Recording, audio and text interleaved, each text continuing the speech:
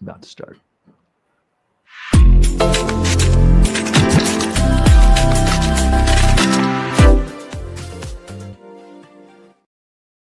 Washington reopens, but at a price. The Senate ends the shutdown, and Democrats turn on each other over health care subsidies. Inside the fallout, a new fight over leadership. Younger Democrats are asking whether Chuck Schumer should still be steering the ship. The Supreme Court keeps marriage equality intact, but its critics say the justices have never looked more political. In Albania, an artificial intelligence system joins the cabinet. Can an AI minister fight corruption without eroding democracy itself? And in Hollywood, commercial work is vanishing overseas, tearing holes in the safety net that once kept crews working between films. All that and more today on Filtered. Welcome to Filtered with TJ Walker. Hi, and welcome to the program. Let's start off as we always do with a quick check-in on market vitals from yesterday. S&P 500 closed yesterday at 6,832.43. That's up 1.54%. The NASDAQ Composite closed at 23,527.17. That's up a pretty substantial 2.27%. Always keep in mind the long run. That's what we're about here on Filtered. Long-term thinking. Long-term S&P 500 has gone up on average 8.32% a year for the last 25 years. The NASDAQ 100 has gone up 9.09% on average per year for the last 25 years. So please keep that long-term mentality. Okay, we're going to dive right into the show today. And a full disclosure here, we try to make every part of this show a learning moment. This is our third take at starting the show today. We had technical difficulties earlier. We do always do this show live so that anyone who wants to watch live and ask questions, point out disagreements can do so in live time. But when you do anything live on video and audio, there can be problems. There can be mistakes. When you see a really smooth, polished, primetime network show or even late night entertainment show, you never know if they went through 5, 10, 20 takes on something. It's a movie. They could have gone through 200 takes to make it look just right. This is a live show, so you are getting what you see. Now, that's in the 3 or so months we've been doing this show. That's the first time we've had to stop and start. But it can happen. This is frankly why a lot of people are afraid to do live broadcasting, live streaming. Don't want to look foolish.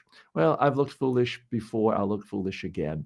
And if it can help you get a better sense of the pros and the cons of producing your own ideas and sharing them with the world, then all the better. So that's what we're about right here. Okay, we got to dive right in to the top story of the day. And this is a news show, by the way. It's not a political talk show, but we do look at the top business stories, technology stories, and culture stories, and then filter it through the lens of communication and personal development skills. So these days, we've had to spend a little more time talking about what goes on in Washington, because when the whole government is shut down and airplanes are shut down and tariffs affect every aspect of commerce and culture, it's pretty hard not to. But do please keep in mind that this is primarily a show about business and communication. All right, issue 1. Senate ends the stalemate, but Democrats fracture over health subsidies. The Senate has finally voted to reopen the government, a 60-40 vote ending the nation's longest shutdown. 8 Democrats broke ranks to back a Republican-led bill that didn't include their top demand, extending expiring health care subsidies. According to the New York Times, the bill now heads to the House, where the margin will be tight. President Trump called the deal very good and said, "I'll abide by it." Senator Tim Kaine said Democrats had no path forward on health care while the government was closed, with millions losing benefits and facing travel chaos. Democratic leader Chuck Schumer opposed the deal, saying, quote, "It fails to do anything of substance to fix America's health care crisis." Senator Angus King added that the shutdown wasn't gaining leverage only hurting the country. Democrats accepted a later vote on subsidies, but it will need 60 votes in a Republican-led chamber, a long shot. Democrats blinked to end the pain now. Voters will decide later if that was courage or capitulation. Okay, so what's the real message here? Short term, Trump won bigly. He got what he wanted. He got the government opened without having to give in anything. But the long term is less clear. If 20 million Americans see their healthcare costs double next month and next year, every month, it may be the Democrats who are the big winners because of this spotlight in the shutdown.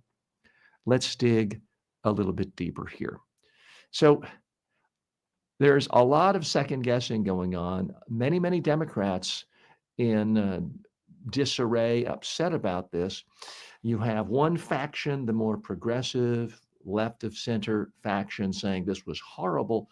The Democrats should not have given in to Trump and the Republicans. You have centrists, but it's not just an ideological positioning. You have other people who are more pragmatic saying, look, we tried, we did everything we could. The Democrats won the messaging battle as far as people see this about healthcare and not just about something ethereal like democracy. And B, we gained in the polls. The polls show between 10 and 19% of voters blame the Republicans more than the Democrats on this shutdown. So there, those who said, let's end the shutdown are saying, hey, we've won something here. Their bigger point is we have tens of millions of Americans who are not getting food.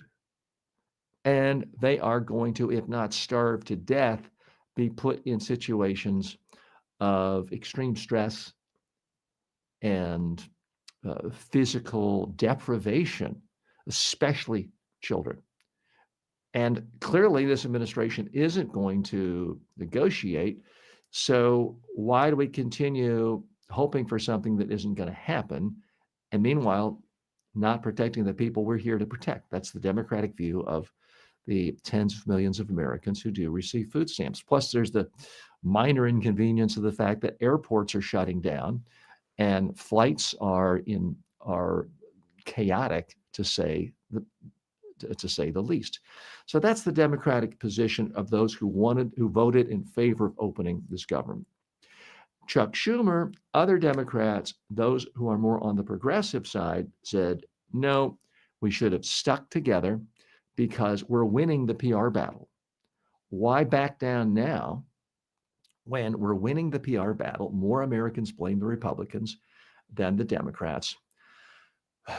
What's the message that's going to dominate?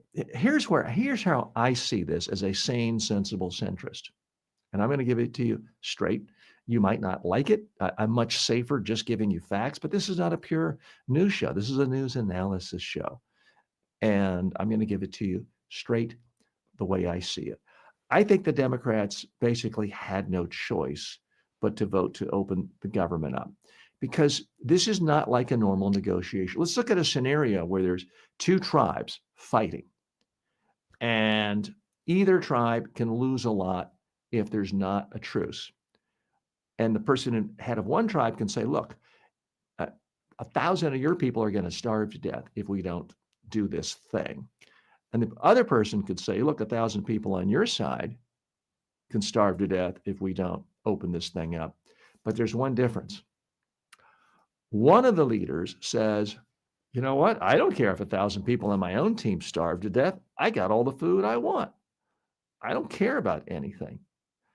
If that's the negotiating position, then it's going to be very hard to win negotiating against someone like that because you have no leverage. The party that can say, we see you care about your 1,000 people starving to death, and you better do what we want or we're going to force them to starve to death. That party's going to have more leverage.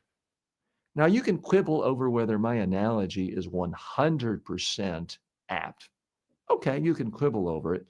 But in a broadly defined picture here, I do think that summarizes the position the Democrats are in. There are other more Machiavellian forces going on here as well. There are some Democrats who said, okay, we certainly would have liked it if the administration had given us what we want, but we've done this long enough to really sell our message to the American people that we're on the side of them, not expanding government, but having some subsidies in healthcare as they've had for a while. And we're not in favor of seeing their healthcare premiums double. We've communicated that message.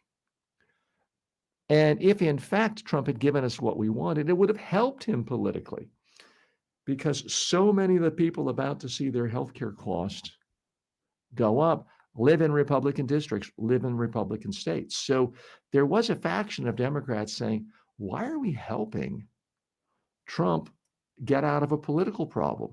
Let's let him do what he wants. Let's let him cut healthcare, see possibly 5 million Americans lose all healthcare coverage. And then we can share the message that, hey, you lost your healthcare coverage, so Trump could give rich people bigger tax cuts. That is the school of thought that some Democrats have right now. And I have to say, there is some validity to that, too. How does this all come out in the wash 6 months from now, or really, more importantly, a year from now, when there are the 2026 midterm elections? Anyone who tells you they can look into their crystal ball and see exactly what's going to happen a year from now is selling you something. And I'm not selling you, well, at least I'm not selling you that. Yes, I have commercials and other products, but we're not selling it now. I am not entirely certain we'll even have elections in 2026, or that we'll have meaning. I'm sure we'll have some elections. I'm not sure how meaningful they are. When you factor in things like Trump telling his Department of Justice that they have to investigate and possibly indict a sitting senator, as they are Senator Adam Schiff of California, it's not much of a stretch to see, why doesn't the Justice Department simply indict every Democratic senator and House member? Why don't they indict every candidate running as a Democrat? It's really not much of a stretch from where we are now. No serious person thinks that Senator Schiff deserves to be indicted. It's pure political payback because he had the temerity to lead an investigation and vote against Trump. So I'm not sure any of this matters at all, given the current political climate in Washington, the increased politicization of the Department of Justice. And because none of this is going to matter if there aren't actually free and fair elections in 2026. The Trump administration can essentially do whatever it wants. Right now, I'm going to do what I want, which is go for a very brief commercial break. Back in a moment. Filtered is brought to you by the following. Want to advertise here? You better be legit. No crypto, no junk food, no supplements. Go to tjwalker.com/advertise. Want to become a better speaker, leader, or communicator? Start with the TJ Walker Success Library. It's 5 of my most practical books, covering everything from public speaking to media interviews and persuasive messaging, all for only $9.95. I've trained presidents and Fortune 500 CEOs, and now you can get the same wisdom in a fast, affordable format. Go to tjwalker.com/books and download your copies instantly. We are back to Filtered. Thanks so much for joining me today. We've got a lot of fun and a lot of big issues to discuss. Let's dive right into issue 2. Younger Democrats versus the old guard. And Schumer's job is now part of it. The Democrats' shutdown split is turning into something bigger, a generational revolt. According to The Hill, Representative Ro Khanna is calling for Chuck Schumer to step aside as Democratic Senate leader. Khanna said, quote, "If you can't lead the fight to stop healthcare premiums from skyrocketing for Americans, what will you fight for?" Representative Mark Pocan piled on, calling the Senate deal terrible and accusing Schumer of failing the party. Senator Jeanine Shaheen pushed back, saying voters want cooperation, not chaos. She said, "We put the Senate back on the path to start doing that today." At the same time, the New York Times reports a coming 2026 showdown in Massachusetts.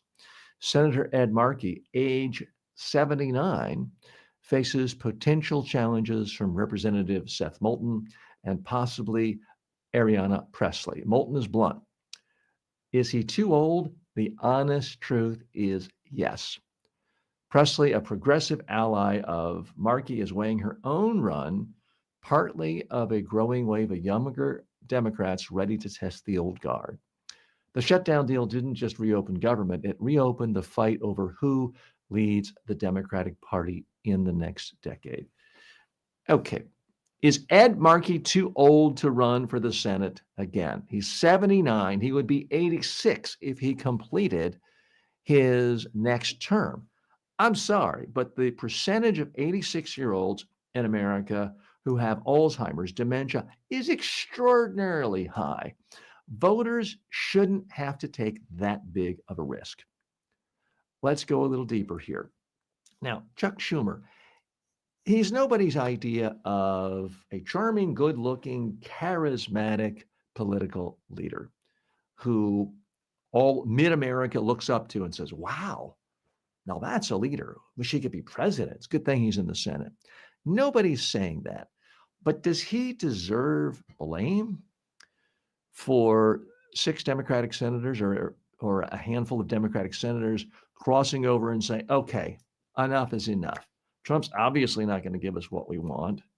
We have to make sure millions and millions of Americans don't starve. And we have to make sure 20 million Americans at least start getting some health care, even though they're going to see their expenses go up.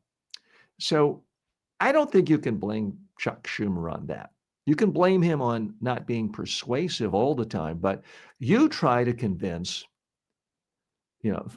40 some politicians, all with huge egos, all who think they're political geniuses, that they should do what you want. You try it sometime. It's not easy.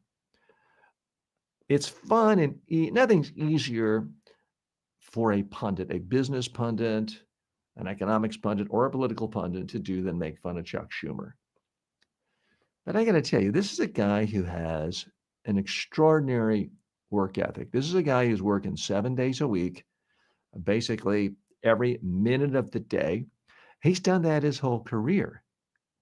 And he did it when he was in the state legislature way back a million years ago, when he was a member of the Congress at a very tender age. This is a guy who every single Sunday morning, when every other politician is relaxing, spending time with a family, reading, sleeping in, Chuck Schumer was always the guy holding a press conference around 10 a.m. Sunday morning in New York City, because he knew he could outwork all the other politicians and get more media coverage. There was an old joke in Washington that the most dangerous place to be in Washington was between a TV camera and Chuck Schumer, because he would run you down. And is he always the smoothest on camera? The most charming? No, but for sheer ability to have a strong work ethic, he really can't be beat. And I'm not saying credentials make the person and you judge someone just on where they went to school, but he was a top student at Harvard Law School. I have absolutely no doubt that he has an extraordinarily high IQ, as does Ted Cruz. I'm here as a sane, sensible centrist. There are smart people and dumb people of both parties. Marjorie Taylor Greene, Ted Cruz, high IQ. Chuck Schumer is a very high IQ person. And I realize it doesn't make me popular to say that. I'm not going to get 10,000 likes on this video because I said that. So I don't know who would be a stronger Democratic leader. You can make a case that it could be anybody who's a lot younger than Chuck Schumer. Now, Chuck Schumer is a lot younger than Joe Biden. He's younger than Donald Trump, but he is getting up there in age.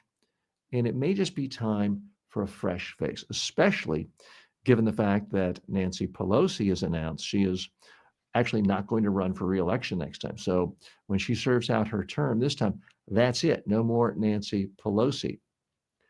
So what are we to make of this fighting going on with the Democrats? Well, you know what? That's politics. There's always fighting in politics. There is a war going on right now in the Republican Party about what they should do with their Nazi problem. And well-known, respected commentators on the Republican side, like Tucker Carlson, cuddling up to Nick Fuentes, an avowed anti-Semite. There's dissension there about whether the foremost so-called think tank, it's really a PR firm, the Heritage Foundation, was out of step in essentially endorsing Tucker Carlson and his ties to Nazis. So there's a lot of wars going on at all times in all political parties. Nothing's really going to change that. Let's take a look at some of your comments.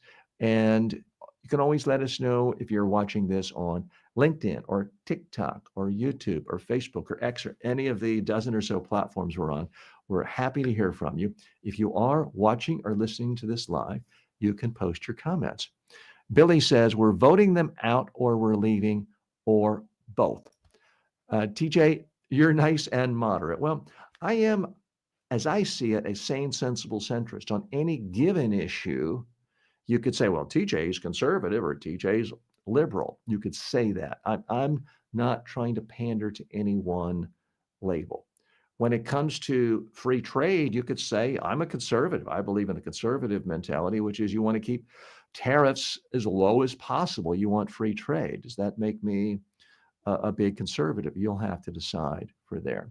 So, Billy, who are you voting out? If every single time the election is just about sending out the bums, then how do you ever create policies you like and want? Because it's very hard in government to actually accomplish anything in 2 years.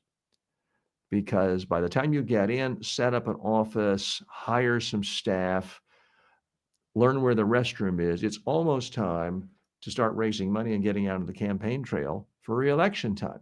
It takes a while, whether you're a member of the House, the Senate, or the president, to accomplish things. So I'm not sure the answer is to simply always, throw out people. Vanilla says, yep, the person they voted in is a psychopath and will starve people to death, and he doesn't care. Not sure if you're talking about the Democratic leader or the president of the United States, but I think I know who you're talking about. Winter writes in, and glad to hear so many comments from so many of you. I've been a Dem for more than 50 years. I'm now leaving the party. We sent a clear message last election. Don't expect it again in the midterms. So, Winter, if you could elaborate, what do you think the clear message was in the last election? Because on the one hand, you had, if you mean the 2025 elections that just happened in the last couple of weeks, one message was some Democrats in New York City actually want a democratic socialist. Other voters sent a message in New Jersey, Virginia, that they want very centrist, moderate leadership, as those two Democratic now governor-elects, they ran on that message. So tell me, if you don't mind, in more detail, what you think the message was that was sent in the last election. Ms. DePie says, I don't blame the young people. I'm 60 and completely agree with the young people that maybe it's time for younger politicians. Again, the Senate race in Massachusetts could shape up to be an interesting one. As I mentioned, Ed Markey, age 79, Seth Moulton, who is just mid to late 40s, comparatively much younger guy. And you see Seth Moulton all the time on TV shows, Politically Incorrect with Bill Maher, or the Real Time with Bill Maher, I should say. And he's quite an articulate and energetic spokesperson. I will say this, at the expense of sounding like I am going after my own kind, like I'm being a traitor, not to my race or class, but to my cohort, my fellow baby boomers. I'm 62 years old and I feel great. I run every day. I play pickleball every day. I lift weights every day. I'm physically in good shape. I feel like mentally I've never been better. Having said all that, I can tell you I do not have the energy, the drive, and the stamina that I did in my 30s or 40s. If I were going to run for office, and I'm not, I would much rather the 30, 35-year-old TJ run for office than the current age. Why? I start to really lose energy middle of the afternoon. My productivity goes way down. You want to get hard productivity out of me? You want to see me sitting in a committee meeting at 7 o'clock at night or standing around waiting to cast a vote at 9 o'clock at night in the Congress? I would be awful at it, in part because of my age. Now, you may say, that's shocking. I'm just telling it like it is. Is everyone like me? No. Frankly, a lot of people my age are in much worse health and suffer from a whole host of maladies. I'm in basically what I think of and assume to be perfect health, ideal health, but my energy level after really 3 in the afternoon, way down. I mean, just try keeping me up past 8:30 at night. It's not an easy thing to do. And maybe I shouldn't brag about that, but I don't think it harms my ability to deliver a great podcast for you and to deliver news. I think people at any age can still find a purpose in life and be useful. But when it comes to being a senator, a president, a member of Congress, why not hold people to higher standards? We already age gate other things. We say, doesn't matter how smart you are, you can't get a driver's license at age 10.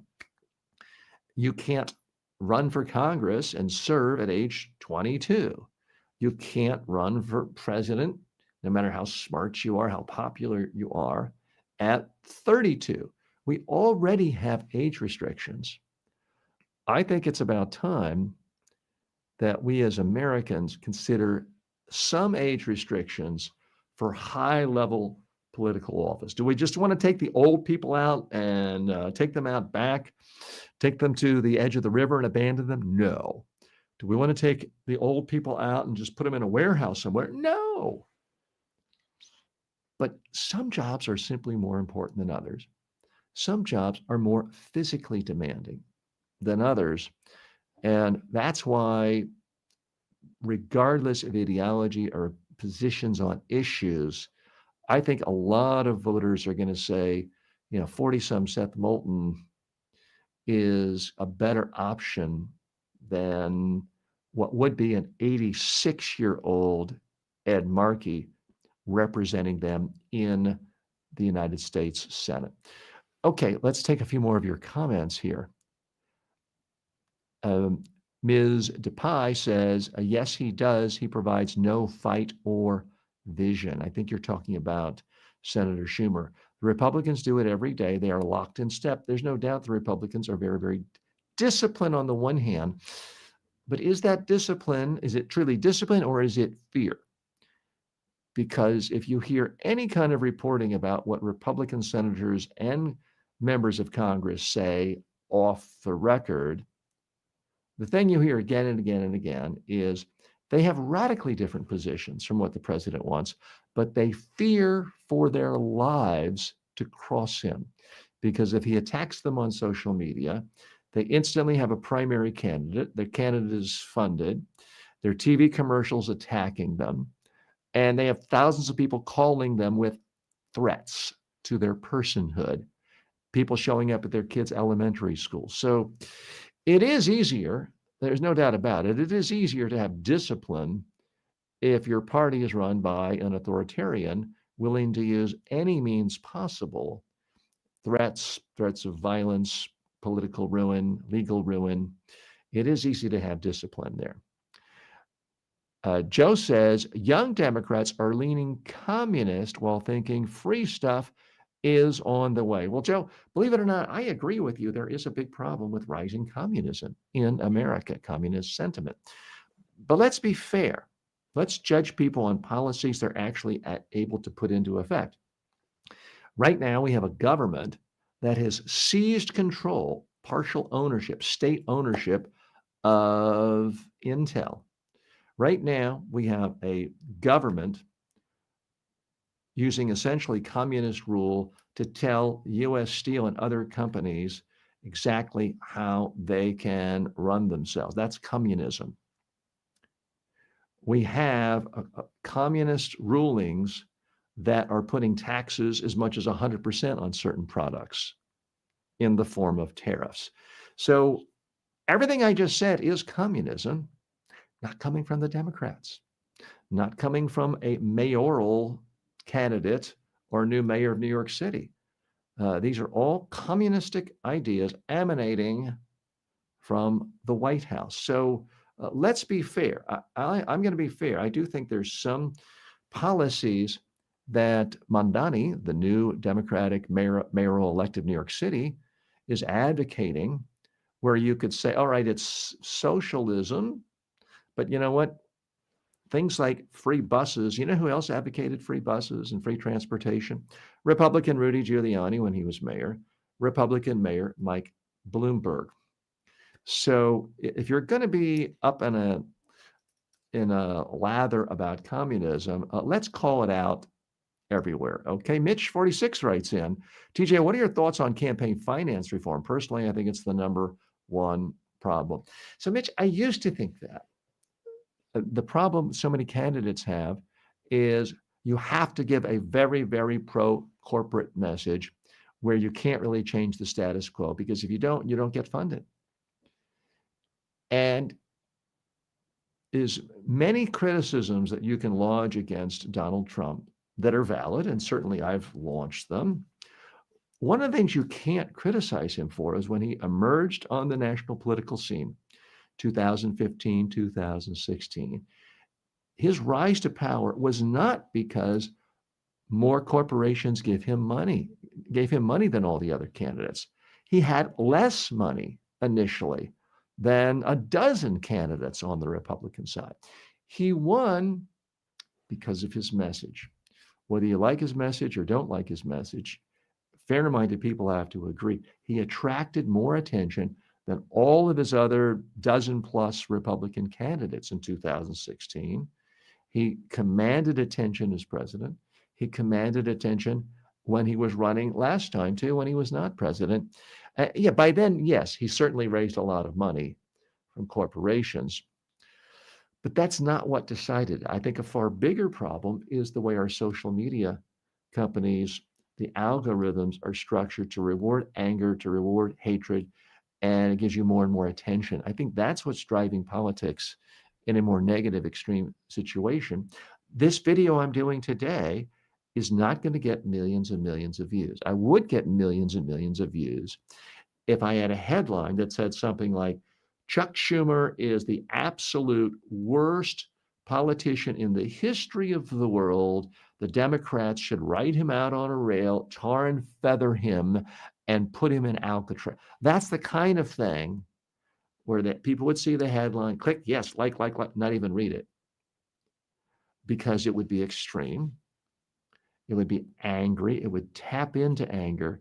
So, Mitch, I tend to think that's the bigger problem, although by all means, we do need campaign finance reform. A lot more issues to go today. We're a little behind. Stay with me, though. More fun to come. Back in just a moment. Like what you heard? Don't let the algorithm bury us. Subscribe now at substack.com/@TJWalkerSuccess. Want direct access to me live? Want to unlock bonus episodes, behind-the-scenes takes, and full access to my premium courses? Then become a member today. Just go to tjwalker.com/members and choose your preferred platform, YouTube, Patreon, whatever works for you. This isn't just another subscription. It's a full access pass to the tools, coaching, and content that can transform your communication and career. tjwalker.com/members. I'll see you inside. Before we dive in, quick question. Are your communication skills helping or hurting your career? Fix that in 20 minutes a day. Visit MediaTrainingWorldwide.com. Real skills, real results. Welcome back to Filtered. I'm TJ Walker. Quick comment, advice that works. Janice writes in, says it's about time that younger politicians, tradespeople, and other professionals can step in when they have the time and energy and smaller family commitments. Thanks, TJ. Well, thank you. Although interesting about the family commitments, people in their 30s often have families. People who are, 79, they just have grandpa duty or grandma duty. So that is one reason why they often say they have more time. So that argument could go both ways. But Janice, always good to hear from you. And thanks so much for sharing your position. Let's dive right into the next issue. Story 3, court stands pat on marriage equality, but critics see a partisan bench. The Supreme Court has declined to revisit its landmark same-sex marriage ruling, leaving Obergefell versus Hodges intact. According to the Associated Press, the justices turned away an appeal from Kim Davis. The Kentucky clerk, you remember her? She refused to issue marriage licenses to same-sex couples. It wasn't part of her religious beliefs. Human Rights Campaign President, Kelly Robinson, praised the decision, saying the Supreme Court made clear that refusing to respect the constitutional rights of others does not come without consequences. Not actually what they said. They just decided not to hear the case at all. Justice Clarence Thomas has called for overruling the decision that did allow gay marriage. Justice Samuel Alito continues to criticize it. Justice Amy Conant Barrett has suggested that same-sex marriage may be different from abortion because so many families have relied on the ruling. Marriage equality survives, but the court's credibility battle deepens. Since Bush versus Gore in 2000, critics say Republican-appointed justices have cloaked partisan outcomes in originalist rhetoric. From Citizens United to Dobbs, from the gun cases to the Voting Rights Act, the conservative majority keeps finding that the original intent of the framers just happens to align with today's GOP agenda. The court spared the Obergefell decision, but not its own reputation. Okay, what's the real message here? The Supreme Court is filled with a bunch of politicians. They put their finger in the air and they decided, hey, we're doing so many crazy, controversial things. The last thing we want to do is kick the hornet's nest of making gay marriage illegal, even though we might like to do that. So we're just going to pass on that issue for today. Let's dig a little deeper here. There certainly was a time when the Supreme Court was widely held and respected as a nonpartisan institution in America and as a respected institution. And several things changed. I'm going to be fair here. For Democrats and liberals, I think all sense of respect for the Supreme Court was decimated in 2000 when they essentially stopped the count in Florida for votes that would have shown Al Gore would be president and gave the presidency to George Bush under very, very dubious legal circumstances. So that's what really alienated many, many Democrats, centrists, liberals. On the other side, you can go back to the Roe versus Wade decision in the early 70s, where the Supreme Court said, hey, it doesn't really mention it anywhere in the Constitution, but we're just going to say that it's a constitutional right for all women to have the right to an abortion in America. And state legislatures don't need to debate this anymore. They shouldn't bother passing laws. We're just going to decide what the law is. So to many, many conservatives, that was the single worst decision in the history of the Supreme Court, certainly in the modern Supreme Court. For those of us who think women should have the right to abortion, many of us liked the ruling, even though if you asked us off the record, do we really think it was legally sound? I think most centrist most pro-choice advocates, most liberals off the record, then and now, would say, no, it's not really good constitutional law, but we like the decision. There's going to be some controversy about that. Some of you might not agree with me, but that is my take on that. So we've seen both sides of the political aisle in the last half century become increasingly disturbed by Supreme Court decisions. Only one side has done something about it. The Republicans, to their credit, created a whole vetting system. Initially, it was the Federalist Society, where they made sure, okay, we're not going to appoint Supreme Court justices who have open minds or are unbiased or respect tradition. We are going to impose ideological litmus tests that very closely mirror the current thinking of conservatism in the Republican Party. And we'll just sort of, after the fact, make up stuff saying, oh, it's what the founders always intended. It was their original intent. They've been very good about that. And the voters have been extraordinarily disciplined.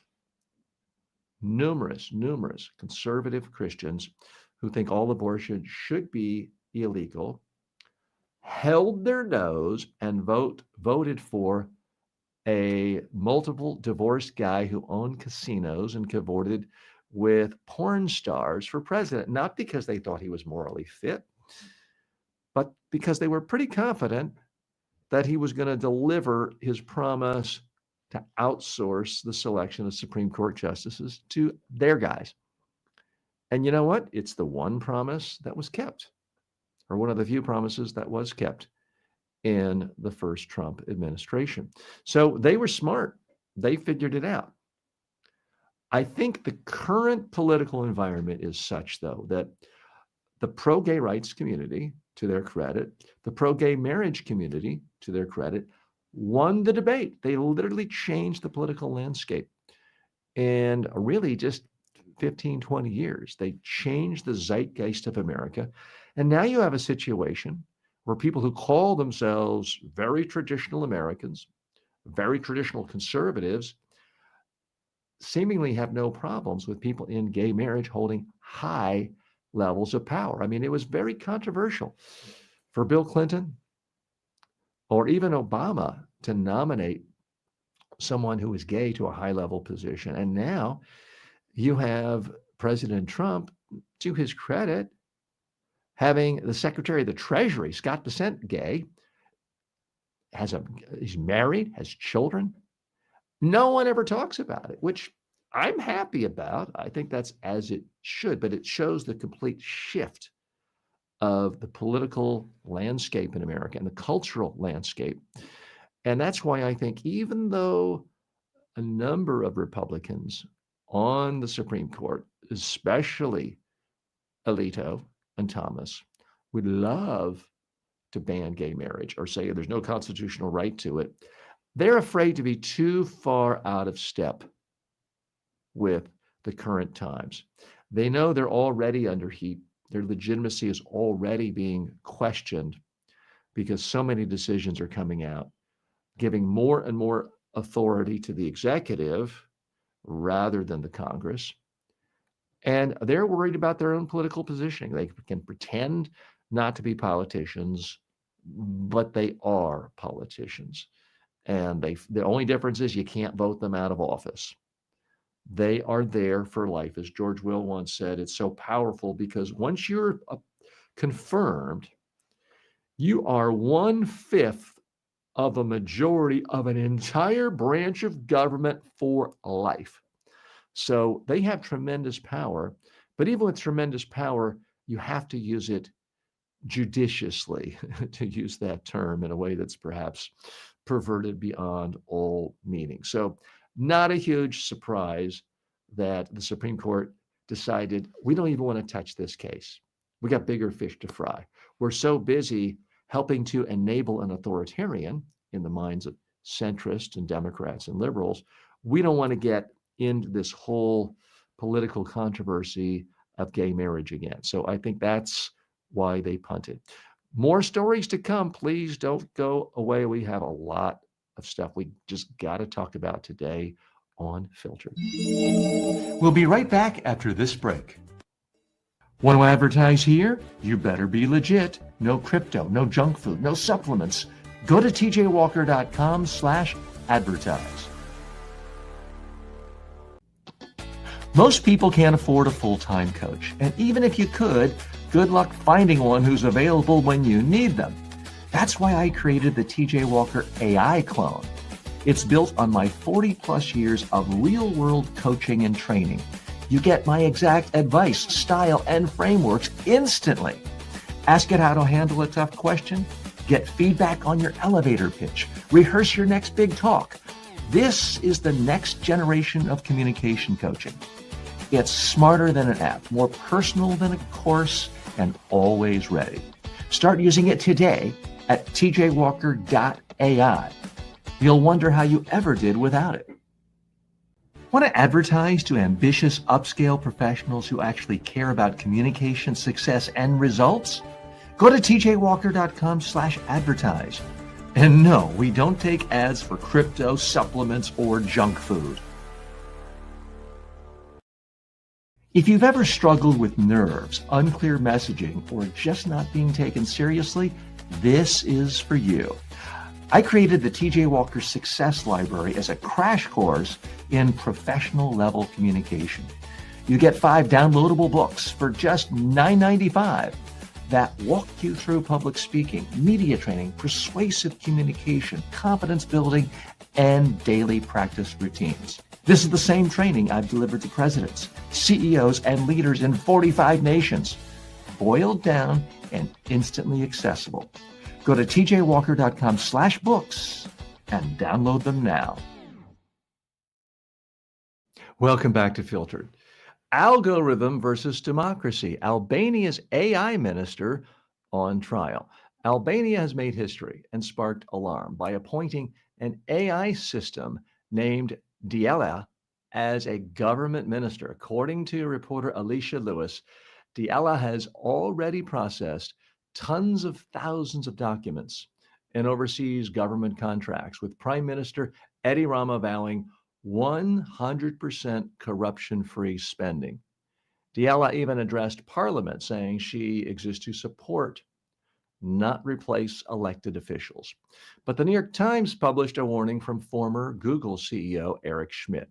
He and Andrew Sarada argue that algocracy, government by algorithm, is the wrong reflex. They say AI can optimize efficiency, but it can't choose between competing human values.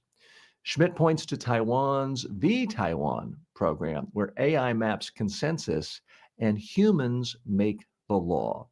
That, he says, is how democracy can use technology without losing its soul. The question for Albania: will Diella deliver radical transparency with public audit trails and appeals, or just become another opaque system of power?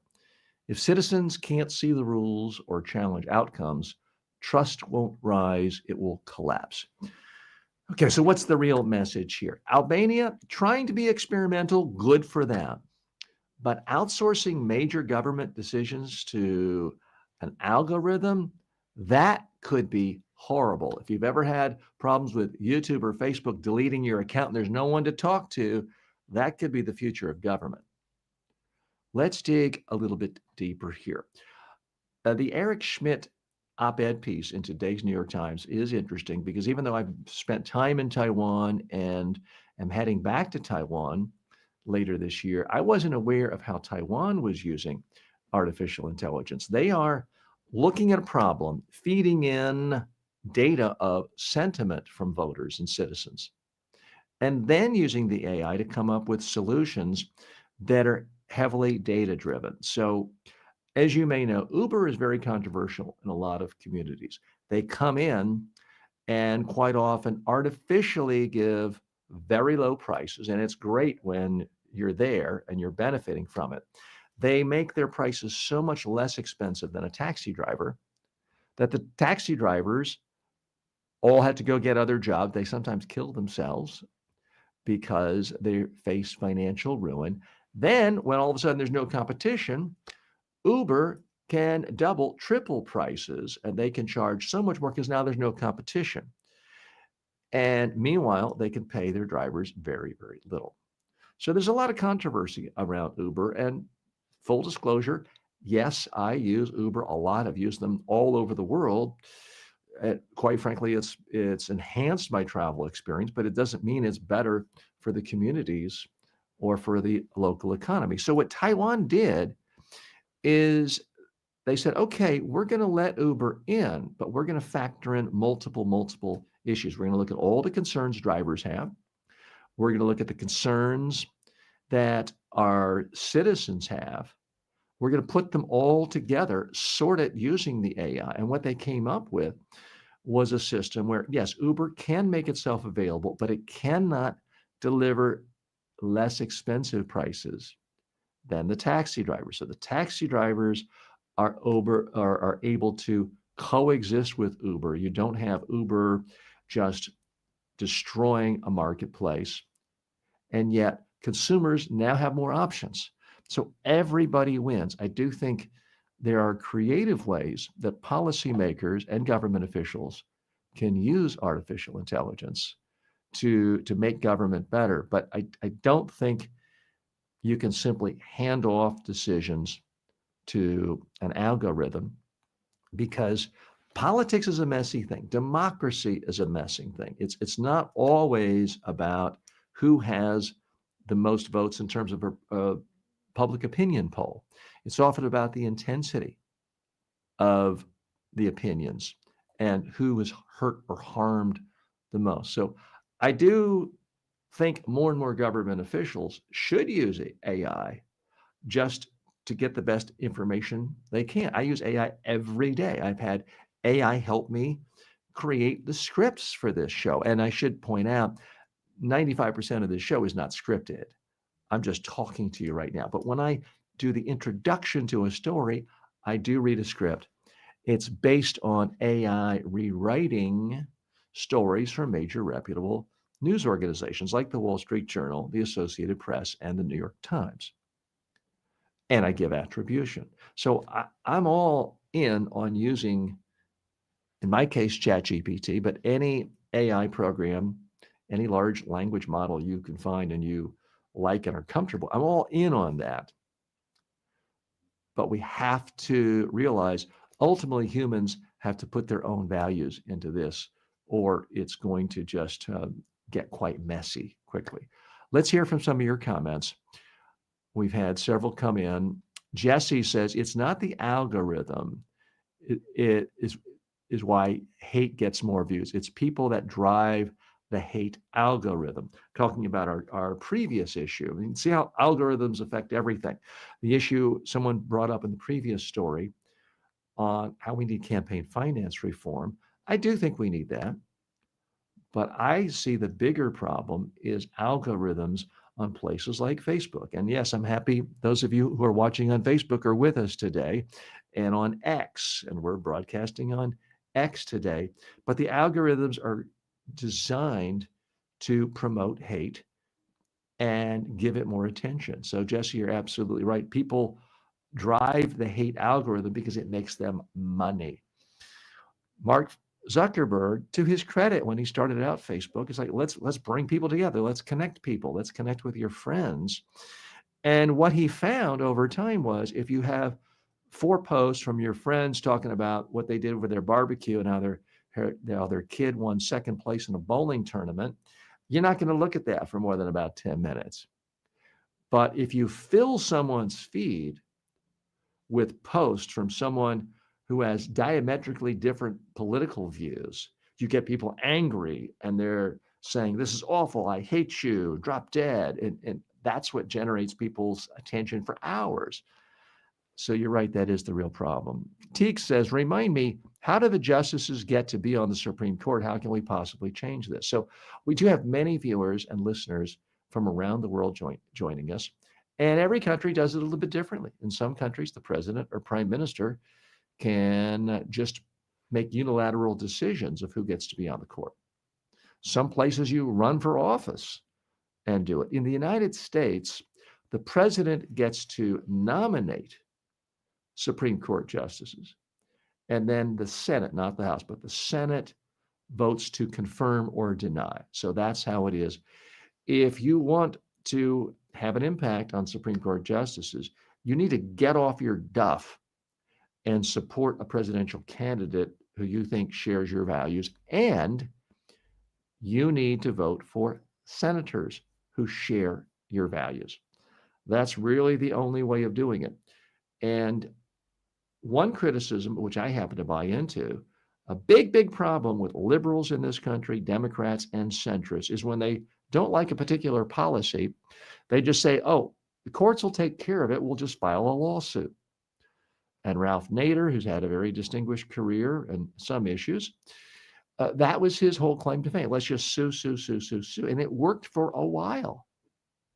But it doesn't work if you cede the entire political arena to the other side, and they are electing their senators and their presidents, and all of a sudden they can just appoint, nominate, confirm Supreme Court justices who will give you the exact opposite of what you think is legally correct and what is good policy. So, Teak, that's really the answer. You have to vote for presidents, presidential candidates, and senators who share your beliefs. That is really the only way to do it.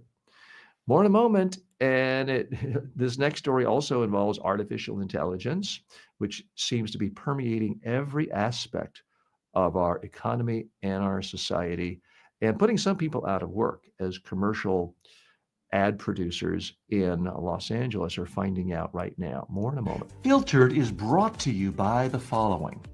Get the deeper takes I don't post anywhere else. Subscribe now at substack.com/@TJWalkerSuccess and stay in the loop.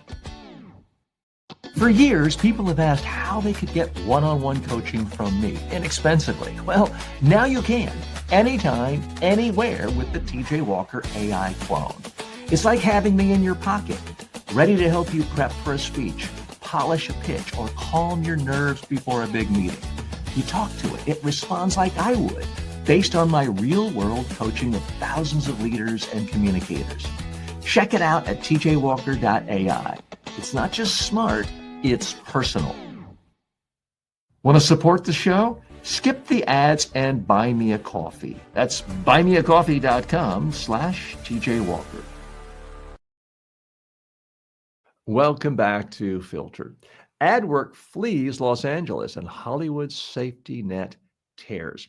In Hollywood, commercial shoots have long been the steady bread and butter that kept crews working between movies, films, and TV shows.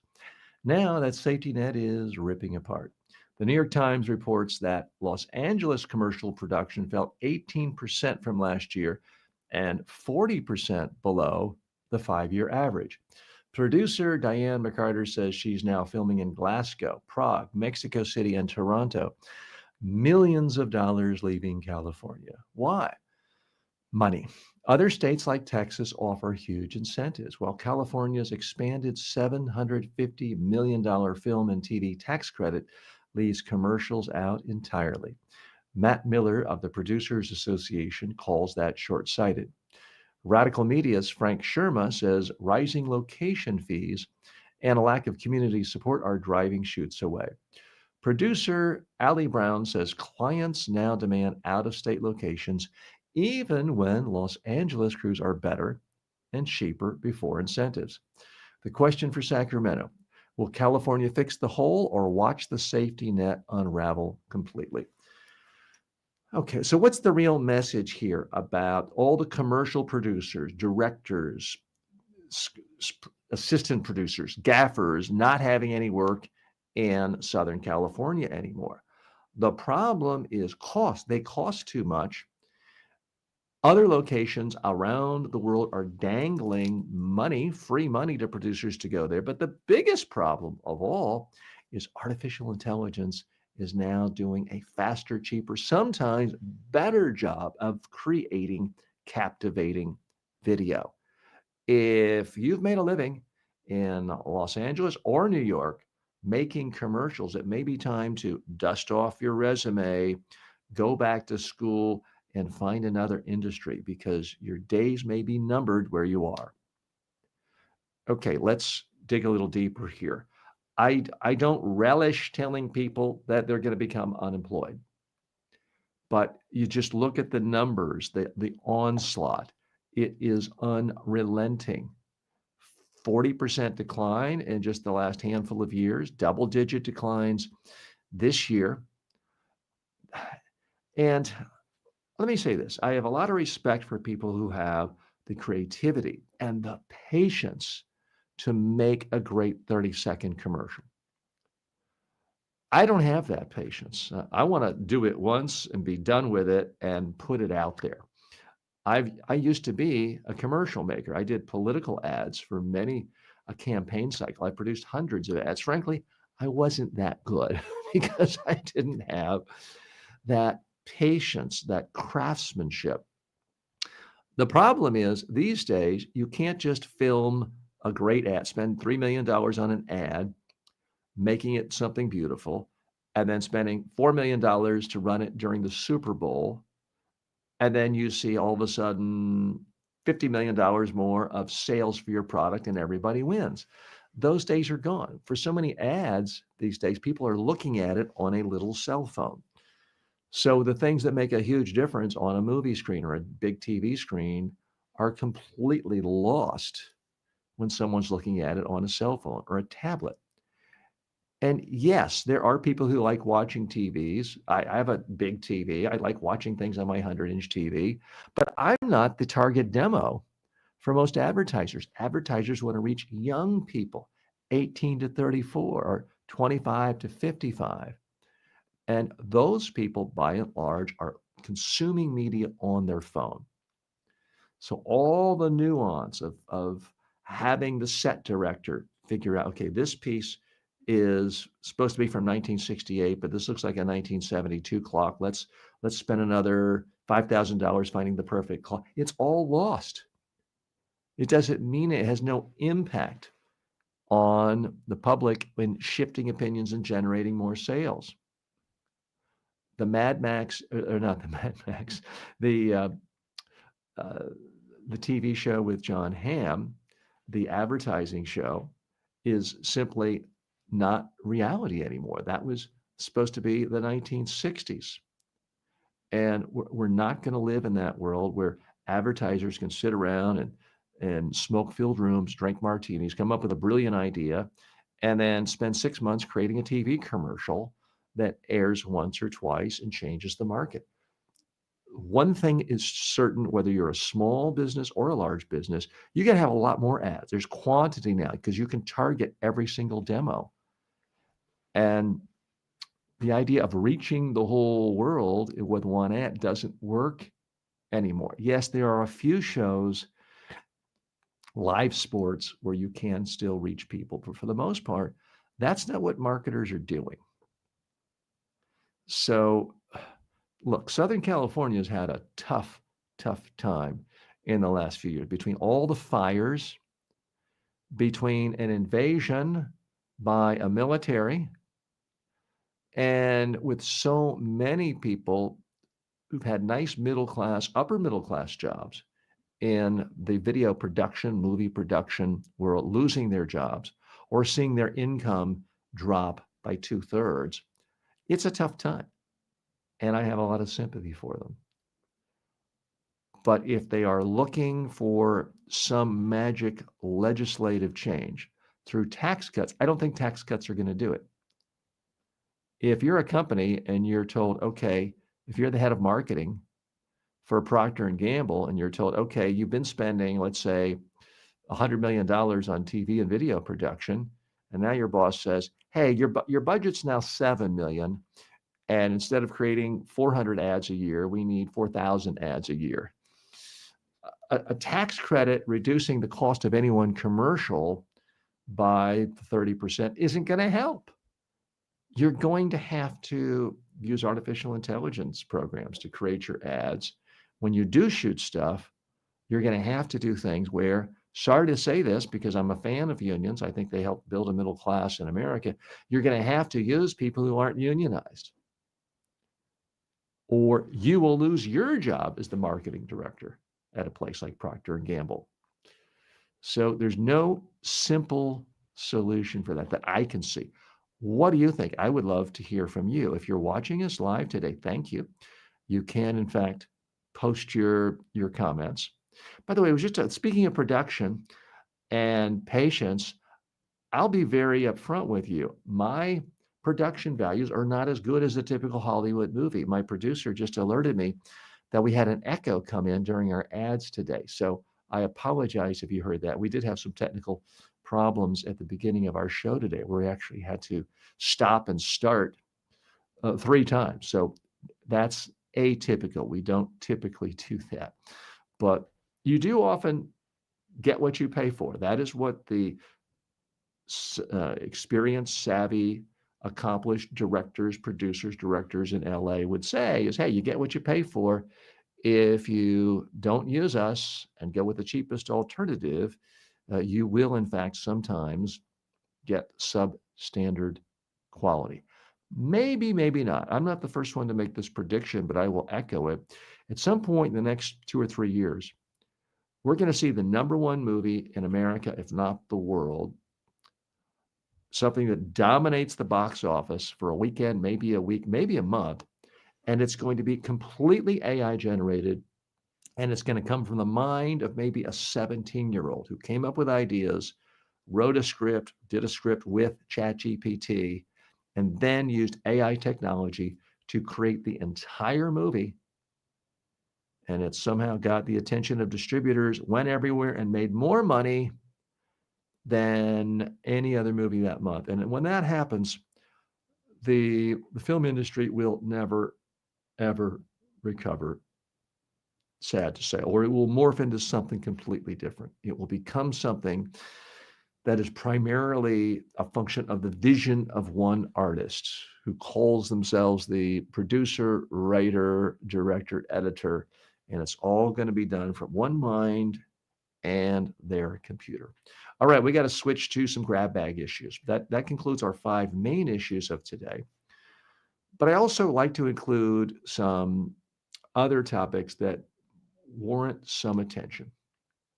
But first, let's take a comment from Noel. Can someone from the education system be appointed to the justice system? Talking about the issue earlier in a previous issue today about the Supreme Court. So interestingly enough, many people are shocked when they hear this. You do not have to be a lawyer to be appointed to the United States Supreme Court. Now, as a practical matter, we've never had a president try to appoint someone who didn't have a legal degree. But yes, you could be a PhD in ethics or philosophy, or someone with a high school degree, in theory. I mean, I don't want to give anyone any ideas, but the person in the White House now could appoint his teenage son to the Supreme Court. So there aren't really restrictions beyond the president gets to nominate and the Senate gets to confirm. So yeah, it could be someone. Now, you could be a law professor at a major university and have a law degree and maybe not be a current judge or current practicing attorney. That you could do.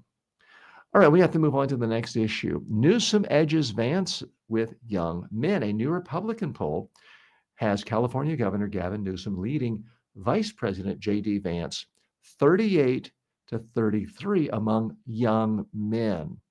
That's a demographic that swung really hard toward Donald Trump in 2024. Newsweek reports that Newsom is winning them back by going straight to the cultural conversation, launching his own podcast, sparring with conservative influencers, and admitting Democrats have been, in his word, in a bubble. He's even praised Trump as devastating, but great.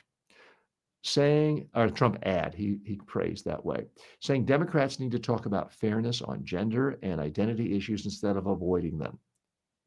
So it's going to be interesting to see how Gavin Newsom develops as a presidential candidate. It's a long way off. There are many, many times in presidential history where the person who seems to be the most popular, sort of the can't miss guy, really flames out and does horribly when it gets down to election time. I mean, at this time in the election cycle before the 2016 election, Jeb Bush was somebody that most people thought, well, that's going to be the guy to beat. I do think Gavin Newsom has some extreme assets, but also, frankly, some major flaws as a candidate. I'm here as a sane, sensible centrist. I'm going to give it to you like I see it. I think Gavin Newsom's biggest problem is he's from California, and he's open to the charges from Republicans of, hey, if you vote for this guy, he's going to make America like California, which means no one can ever afford to have a house again. And you're going to have 10% state income tax. If that message penetrates, Newsom's cooked if he were the general nominee. So that's his biggest negative. But he does have a number of strengths. For starters, he's shown he can be quick and nimble with what he's been going, essentially trolling President Trump in the last few months. He's gotten more attention than anyone. We live now in an attention economy. Donald Trump is the master at that. Gavin Newsom knows how to get attention. He embraces technology. He not only has a podcast, but he goes on everyone else's podcast. He's not afraid to talk to people he disagrees with. He showed genuine leadership on this issue of redistricting, where Trump told Texas and other states, find me more congressional districts so I can stack the election to win in 2026. Gavin Newsom correctly deduced this is a huge problem for Democrats and democracy.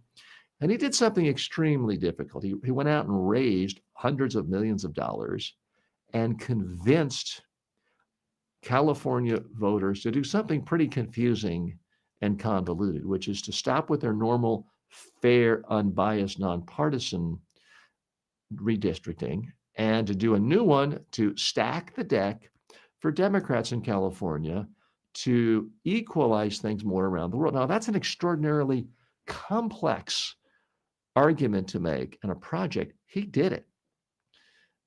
And he did it in a way no other Democrat did. Also, I'm here to tell it to you like it is. I'm not trying to be politically correct. I'm going to tell you some things that you're not really supposed to say in polite company. But Gavin Newsom does have other assets going for him. He's a man. He's a white man. He is tall. He's thin. He has a good-looking wife.